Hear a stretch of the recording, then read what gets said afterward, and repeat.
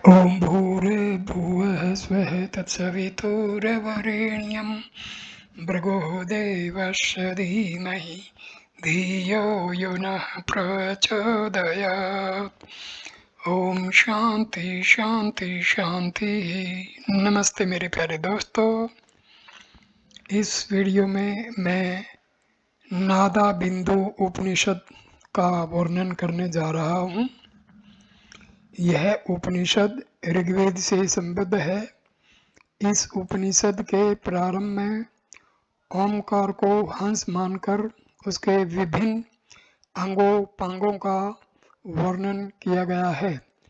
फिर ओम की 12 मात्राओं तथा उनके साथ प्राणों के विनियोग का फल कहा गया है। योग युक्त साधक की स्थिति तथा ज्ञानी के प्रारब्ध कर्मों के अक्षय का वर्णन करते हुए नाद के अनेक प्रकार तथा नाद अनुसंधान साधना का स्वरूप समझाया गया है। अंत में मन के प्रभावित होने, मन के लय होने तथा मनोलय की स्थिति का वर्णन किया गया है। मनोलय की स्थिति का वर्णन किया गया है। शांति पाठ। ओम वांग्मे मनसि इति शांति। पहला श्लोक।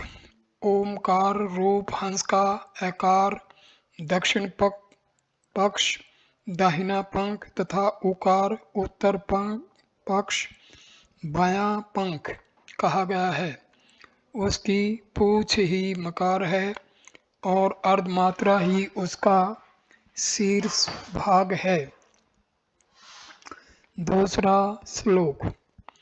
उस ओमकार रूप हंस के दोनों पैर रजोगुण एवं तमोगुण हैं और उसका शरीर सतोगुण कहा गया है। धर्म उसका दक्षिण चक्षु है और अधर्म बायां चक्षु नेत्र कहा गया है। तीसरा श्लोक।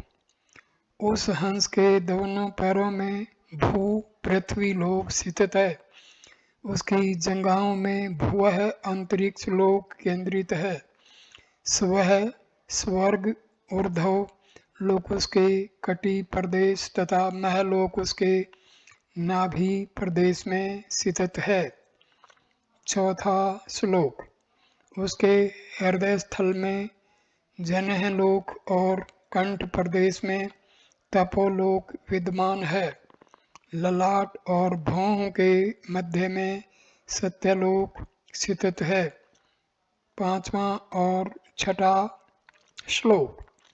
इस प्रकार से वर्णित सहस्रा अव्यय युक्त प्रणव स्वरूप हंस पर आसीन होकर कर्मानुष्ठान ध्यान आदि में रत हंस योगी विचक्षण पुरुष ओमकार की श्रेष्ठ विधि से मनन व चिंतन करता हुआ सहस्रों करोड़ों पापों से निवृत्त होकर मोक्ष पद को प्राप्त कर लेता है।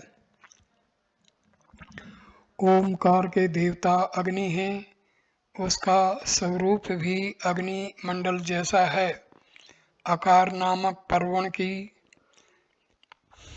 प्रणव की प्रथम मात्रा आग्नेयी कही गई है और ओकार नामक द्वितीय मात्रा वायव्या कही गई है।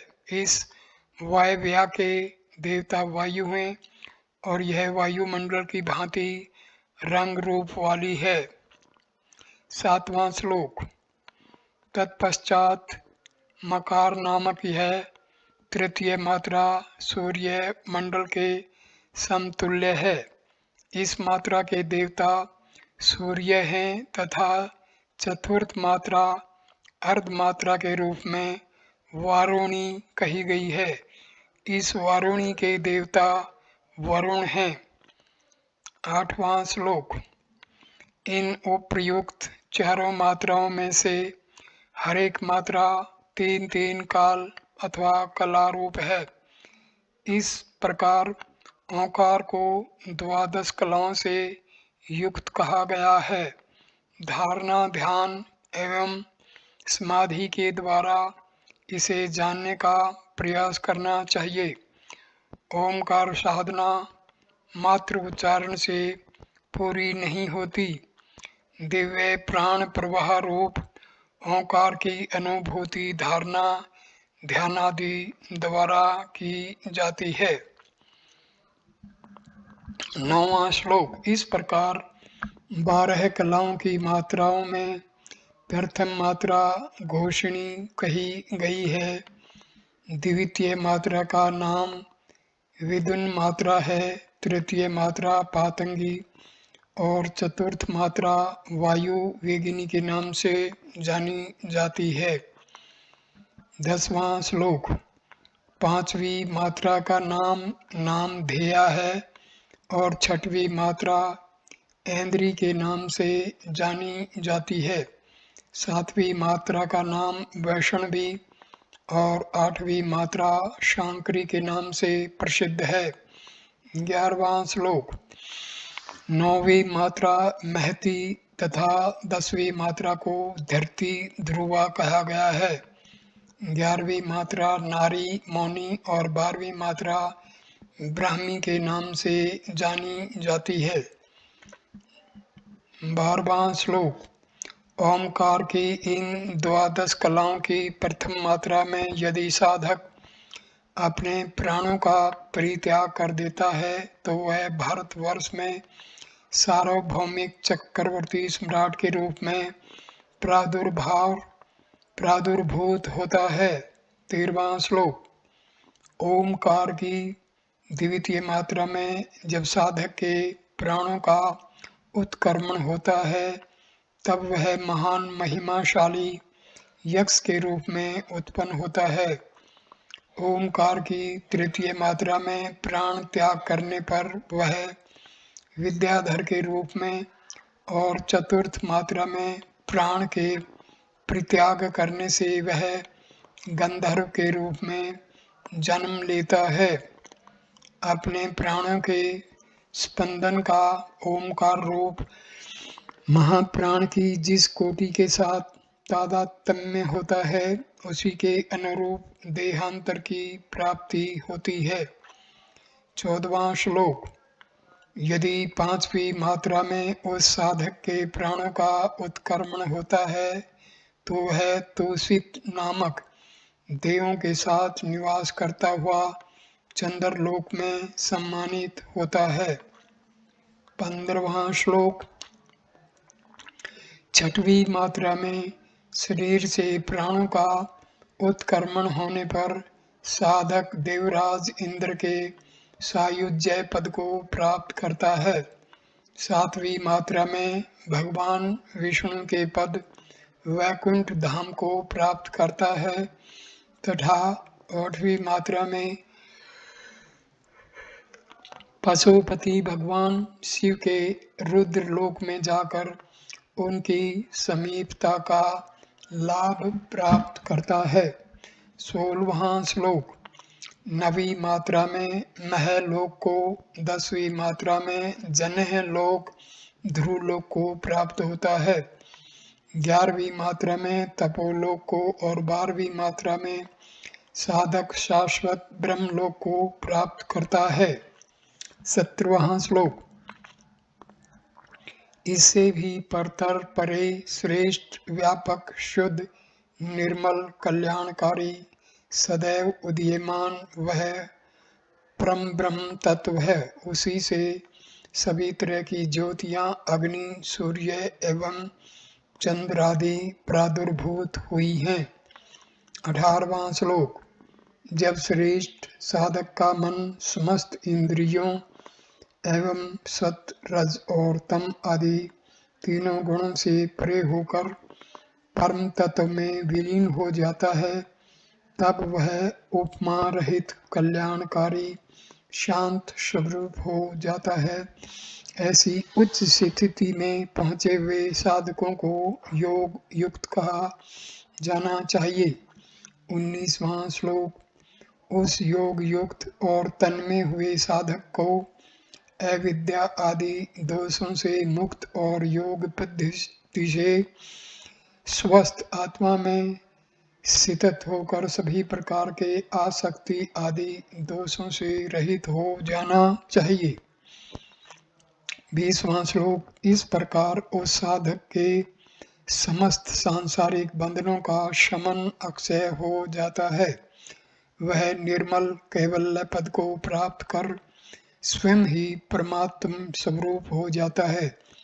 वह ब्रह्म भाव से परमानंद को प्राप्त करके असीम आनंद की अनुभूति करता है। 21वां श्लोक। हे ज्ञानवान पुरुष, तुम सतत प्रयत्न करते हुए आत्मा के स्वरूप को समझने का प्रयास करो। उसी के सतचिंतन में अपने समय को लगाओ। प्रारब्ध कर्मा अनुसार जो भी कष्ट कठिनाइयाँ सामने आए उनको भोगते हुए तुम्हें उद्विग्न खिन्न दुखी नहीं होना चाहिए। 22वां और 23वां श्लोक। आत्मज्ञान के प्रादुर्भूत होने पर भी प्रारब्ध संस्कार स्वयं त्याग नहीं करता, किंतु जैसे ही तत्व ज्ञान का प्राकट्य होता है वैसे ही प्रारब्ध कर्म का अक्षय हो जाता है। जैसा कि स्वप्न लोक के देहादिक असत होने के कारण जागृत होने पर विलुप्त हो जाते हैं, विगत जन्मों में जो किए हुए कर्म हैं उन्हीं कर्मों को प्रारब्ध कर्म की संज्ञा प्रदान की गई है। 24वां श्लोक। ज्ञानी के लिए तो जन्म जन्मांतर भी नहीं है, इसलिए प्रारब्ध कर्म ज्ञानी के लिए कभी भी बाधक नहीं होता। जैसे स्वप्न कालीन दे नहीं होती, केवल अभ्यास मात्र रस्सी में सांप की तरह ही होती है, वैसे ही यह जागृत अवस्था का शरीर भी अध्यास मात्र ही है। 25वां श्लोक। अध्यस्त यथार्थ की उत्पत्ति कैसे हो सकती है और उत्पत्ति के अभाव में उस वस्तु की स्थिति कैसे होगी।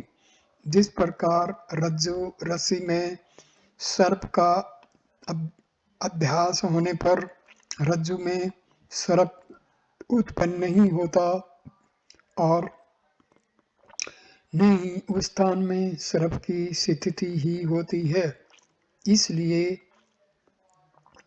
इस प्रपंच का मुख्य उपादान कारण आत्मा ही है। जैसे कि मिट्टी के द्वारा निर्मित पात्रों का उपादान कारण मिट्टी होती है। 26 और 27। वेदांतानुसार ये सभी सांसारिक प्रपंच अज्ञाना अंधकार के कारण आत्मा में ही प्रतिभासित होते हैं। अज्ञान रूपी अंधकार के विनष्ट होने पर संसार की स्थिति नहीं रह जाती। जिस तरह भ्रम बुद्धि से ग्रस्त मनुष्य रज्जु बुद्धि का परित्याग कर उसे सर्प बुद्धि से ग्रहण करता है, अर्थात रस्सी को सर्प समझने लगता है, इसी तरह अज्ञानी मूढ़ मनुष्य सत्य आत्मा का ज्ञान बोध न होने के कारण इस भ्रम बुद्धि व सांसारिक प्रपंच का अवलोकन करता है। जब मनुष्य ठीक तरह से उस रस्सी को पहचान लेता है तो पूर्व में दृष्टि गोचर होने वाले सर्प की भावना नहीं रह जाती। जिस तरह अधिष्ठान आधार स्वरूप आत्म तत्व का ज्ञान हो जाने पर प्रपंच संसार शून्यता को प्राप्त हो जाता है, ऐसी स्थिति में देह शरीर भी प्रपंच रूप यथार्थ होने के कारण प्रारब्ध की स्थिति किस प्रकार रह सकती है। ये 28वां श्लोक। 29वां श्लोक। अज्ञान से ग्रसित लोगों को बोध कराने के लिए प्रारब्ध कर्म की बात कही जाती है। तदंतर कालवश ही सांसारिक प्रारब्ध कर्मों का विनाश हो जाता है। 30वां श्लोक। तत्पश्चात प्रारब्ध कर्मों के समाप्त होने पर ओंकार स्वरूप ब्रह्म की आत्मा के साथ एकता के चिंतन से नाद रूप में स्वयं प्रकाशमान शिव के कल्याणकारी स्वरूप पर ब्रह्म का प्रादुर्भाव उसी प्रकार हो जाता है जिस प्रकार बादलों के हट जाने पर भगवान भास्कर प्रकाशित हो जाते हैं। 31वां श्लोक। योगी साधक को सिद्धासन से बैठने के पश्चात वैष्णवी मुद्रा धारण करनी चाहिए। तदंतर दाहिने कान के अंदर उठते हुए नाद अनाहत ध्वनि का सतत स्मरण करना चाहिए। बाएं पैर की एड़ी से गुदास्थान को तथा दाहिने पैर से जननेंद्रिय मूल को दबाकर शरीर को सीधा रखकर त्रिबंध मूल जालंधर उड्डयन लगाने को सिद्धासन कहा जाता है और अपलक नेत्रों से बाह्य दृष्टि को अंतर्लक्ष्य करके भ्रकुटी मध्य में देखना वैष्णवी मुद्रा कहलाती है। 32वां श्लोक। इस प्रकार नाद का किया गया अभ्यास बाह्य ध्वनियों को आवृत कर लेता है। इस तरह योगी साधक दोनों पक्षों आकार और मकार को जीतकर क्रमशः संपूर्ण ओंकार को सहने सहने आत्मसात्कार कर तुर्यावस्था को प्राप्त कर लेता है।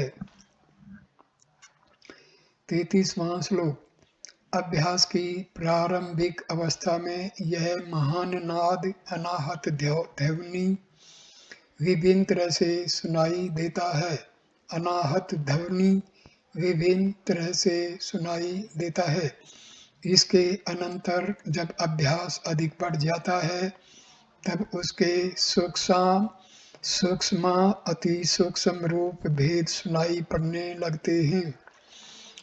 35वां श्लोक। इस नाद की ध्वनि प्रारंभिक काल में समुद्र मेघ भेरी तथा झरना से उत्पन्न ध्वनि के समान सुनाई देती है। इसके बाद बीच की अवस्था मध्यावस्था में मृदंग घंटे और नगाड़े की भांति यह ध्वनि सुनाई पड़ती है। अंत में अर्थात उत्तरावस्था में कंकिणी वंशी वीणा एवं भ्रमर की ध्वनि के समान मधुर नाद ध्वनि सुनाई पड़ती है। इस प्रकार सूक्ष्माति सूक्ष्म होते हुए नाना प्रकार के नाद सुनाई पड़ते हैं। 36वां श्लोक। निरंतर नाद का अभ्यास करते हुए जब भेरी आदि की ध्वनि आवाज तेजी से सुनाई पड़ने लगे तब उसमें भी सूक्ष्म से भी सूक्ष्मतर नाद के सुनने का विचार करना चाहिए। 37वां श्लोक। नाद में रुचि रखने वाले साधक को चाहिए कि वह घन नाद को छोड़कर सूक्ष्म नाद मंद ध्वनि या फिर सूक्ष्म नाद का परित्याग करके घन नाद में मन को केंद्रित करे, अन्यत्र और कहीं भी इधर उधर मन को भ्रमित न होने दे। 38वां श्लोक। साधक का मन सर्वप्रथम जहाँ कहीं किसी भी सूक्ष्म अति मंद अथवा घन नाद अभेद्य ध्वनि में लगता है उसको मन को वहीं केंद्रित करना चाहिए। ऐसा करने से वह चित्त स्वमेव तन में विलीन होने लगता है। 39वां श्लोक। साधक का मन सभी सांसारिक बाह्य प्रपंचों से विस्मृत होकर दूध में मिश्रित जल की भांति नाद ध्वनि में एकीभूत हो जाता है। इस प्रकार वह मन नाद के साथ अकस्मात ही चिदाकाश में स्वयं को विलय कर लेता है। 40वां श्लोक। संयमी पुरुष को चाहिए कि नाद श्रवण से भिन्न विषयों वासनाओं को उपेक्षित करके सतत अभ्यास द्वारा मन को तत्क्षण ही उस नाद में नियोजित करे और सदैव चिंतन के द्वारा उसी में रमण करता रहे। 41वां श्लोक। योगी साधक को चाहिए कि सतत चिंतन करते हुए समस्त चिंताओं का परित्याग कर सभी तरह की चेष्टाओं से मन को हटाकर उस नाद का ही अनुसंधान, श्रवण, मनन, चिंतन करे, क्योंकि चिंतन द्वारा सहज ही चित्त का नाद में लय हो जाता है। 42वां श्लोक। जिस प्रकार भ्रमर फूलों का रस ग्रहण करता हुआ पुष्पों के गंध की अपेक्षा नहीं रखता है, ठीक वैसे ही सतत नाद में तल्लीन रहने वाला चित्त विषय वासना आदि की आकांक्षा नहीं करता। 43वां श्लोक। यह चित्त रूपी अंतरंग भुजंग सरपनाद को सुनने के पश्चात उस सुंदर नाद की गंध से आबद्ध हो जाता है और तत्क्षण ही सभी तरह की चपलताओं का परित्याग कर देता है। 44वां, 45वां और 46वां श्लोक।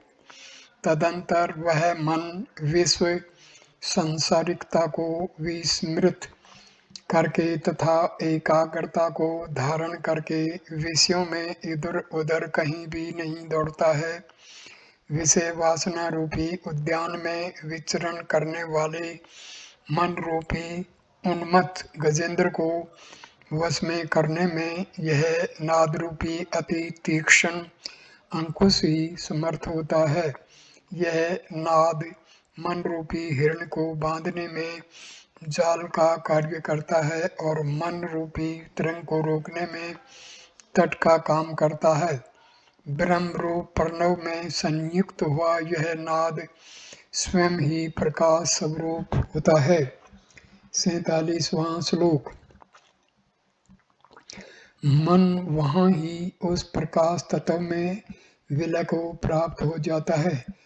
वहीं परम श्रेष्ठ भगवान विष्णु का परम पद है। मन में आकाश तत्व का संकल्प तभी तक रहता है जब तक कि शब्दों का उच्चारण और श्रवण होता है। 48वां श्लोक। निशब्द शब्द रहित होने पर वह मन परम ब्रह्म के परमात्म तत्व का अनुभव करने लगता है। नाद ध्वनि के रहने तक ही मन का अस्तित्व बना रहता है। नाद के समापन होने पर मन भी अमन शून्यवत हो जाता है। 49, 50, 51 और 52वां श्लोक। शब्द अर्थात शब्द युक्त नाद ध्वनि के अक्षर स्वरूप ब्रह्म में अक्षीण लय हो जाने पर वह निशब्द परमपद कहलाता है। जब सतत नाद का अनुसंधान करने पर समस्त विषय वासनाएं पूर्ण रूपेण नष्ट हो जाती हैं, तदुपरांत मन एवं प्राण दोनों संशय रहित हो उस निराकार परम ब्रह्म में लय हो जाते हैं। करोड़ों करोड़ नाद एवं बिंदु उस ब्रह्म रूप प्रणव नाद में विलीन हो जाते हैं। वह योगी जागृत, स्वप्न तथा सुषुप्ति आदि सभी अवस्थाओं से मुक्त होकर सभी तरह की चिंताओं से रहित हो जाता है। ऐसी स्थिति में वह योगी मरे हुए व्यक्ति की भांति मृतवत रहता है। निश्चय ही वह योगी मुक्ता अवस्था प्राप्त कर लेता है और वह योगी शंख, दुदुम्भी आदि लौकिक नाद का श्रवण कभी भी नहीं करता है। 53वां श्लोक। जिस अवस्था में मन अमन हो जाता है उस अवस्था के प्राप्त होने पर शरीर लकड़ी की भांति चेष्टा रहित सा हो जाता है। वह मन न शीत जानता है न गर्मी जानता है और न ही वह सुख दुख का अनुभव करता है। 54वां श्लोक। वह योगी मान अपमान से प्रिय हो जाता है। समाधि द्वारा वह इन सभी का पूर्णतया परित्याग कर देता है। योगी का चित्त 3 अवस्थाओं जागृत, स्वप्न, सुषुप्ति आदि का कभी भी अनुगमन नहीं करता है, अर्थात उससे परे हो जाता है। 55वां और 56वां श्लोक। वह योगी जागृत और निद्रा स्वप्न की अवस्था से मुक्त होकर अपने वास्तविक स्वरूप में स्थिर हो जाता है। दृश्य वस्तु के अभाव में भी जिसकी दृष्टि स्थिर हो जाती है, बिना प्रयास के ही जिसका प्राण अपने स्थान पर स्थिर हो जाता है तथा बिना किसी आश्रय अथवा अवलंबन के ही जिसका चित्त स्थिरता को प्राप्त हो जाता है, ऐसा वह योगी ब्रह्म में प्रणवनाद के अंतर्वर्ती तुरीय अवस्था परमानंद में सदैव स्थिर हो जाता है। यही उपनिषद रहस्यात्मक ज्ञान है। ओम वांग में मनसी इति ही शांति इति नाद बिंदु उपनिषद समाप्ता। ये उपनिषद यहाँ पर संपूर्ण हो जाता है और इसके साथ ये वीडियो भी संपूर्ण हो जाता है। हम अपनी वाणी को विराम देते हैं। वीडियो देखने के लिए धन्यवाद मेरे प्यारे दोस्तों। नमस्कार, धन्यवाद।